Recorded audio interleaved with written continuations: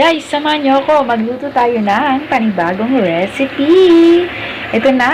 Sasangag lang natin itong sesame seeds. Hanggang sa ito ay maluto at maging brown. Ayun, ahunin natin at pagkatapos doon naman tayo sa eggplant. O, ayan. Konti lang ang aking eggplant kasi ako lang naman yung kakain, ano. O, hindi nyo alam ang eggplant, hindi talong. O, ayan na guys.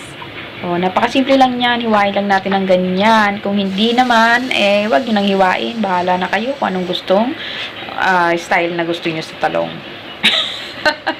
Oh, syempre, ayan, meron akong mushroom.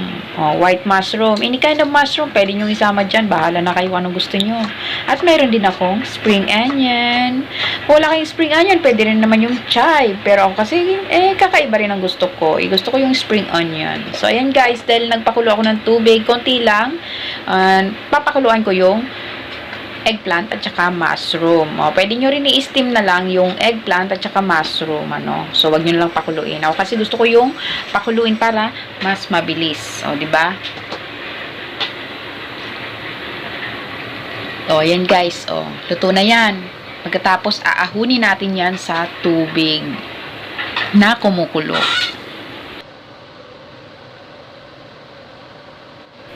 Guys, baka naman i-thumbs up nyo na ang aking video. Ayan, maraming salamat sa aking mga masugid na taga-subaybay sa aking mga recipe.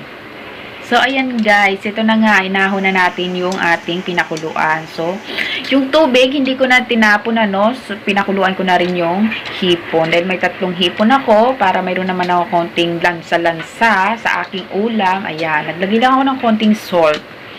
Pakuluin ko lang yan ng konti, ano, matanggal lang yung ano niya, dumi-dumi. Ayun. Tapos, ayun, inahon ko nga siya sa tubig at pinatuyo ko ulit sa apoy. Ayan, guys. So, tapos tinakpan ko para lalong maluto. O, masarap yan, guys. Hipon. O, diba? O, ayan o. Luto na yan, guys. Pwede ko na yan ahunin. So, doon naman tayo sa sauce ng ating eggplant. Ayan, gagawa tayo ng sauce. O, diba guys? So, syempre, meron akong light soy sauce. At meron akong sesame oil. At syempre, ang vinegar. O, kahit anong vinegar yata dyan, pwede naman, ano. So, black vinegar ang aking ginamit.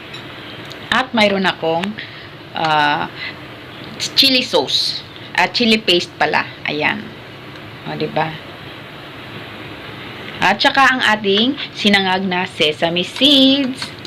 Okay lang naman kung hindi na kayo maglagay ng sesame seeds. So, kasi may sesame oil naman, ano. So, mas malasa yung sesame oil. Yung, parang props lang yung sesame seeds. Pampaganda lang sa ating kakainin. O, ayan guys. Yung talong, ayan na nga. Hiniwa-hiwa ko pa ng kamay ko para maglasa sa kalagitnaan ng talong. Yung ating sauce na ginawa. At saka ang mushroom. O, hinalo ko na rin, di ba? Ganun lang, o. At ang spring onion. Masyadong mahaba yung spring onion ko, no? Dapat pala yan, yung maiksi lang. Kasi dahil hilaw pa siya. O, tapos hinalo ko na yung ating pinagsama-sama na ingredients. O, diba guys? O, mix na natin. Ayan. O, diba? Excited tayong kumain. Napakasarap niyan. O, gayahin nyo na rin guys para makakaiba ang ating ulam. O, diba?